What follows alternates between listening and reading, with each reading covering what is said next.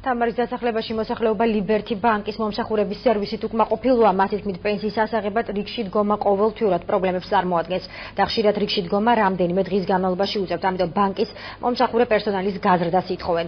ბენზებარცხანის დასახლებაში მერის რწმუნებულის თქმით, ბანკის ხელმძღვანელობას თხოვნით არაერთხელ მიმართა, მაგრამ უშედეგოდ.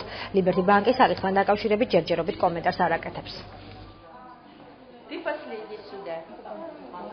მილიონი კაცი დგება და ერთი მოიძა კინაღამ ჩამოიღეს საკავრობა. კაც ფეხით კივა, ხალხ ფეხით კივა, არ შეუძლია ბოდიში ზოგს ორსულად არის ქალბატონი და გია და სხვა არ უშვებს წინსთან. დღის განმავლობაში უწყვეტ ნაკადად არის აქ ხალხი, განსაკუთრებულად პენსიის და სოციალური შემწეობის აღების დროს და არასაკმარისია როგორც ბანკომატი, ასევე მოსამსახურე პერსონალი შიგნით ბანკის ხელმძღვანელობას. მე როგორც წერილობით, ასევე სიტყვიერად მიმართებ ბანკის ხელმძღვანელობას.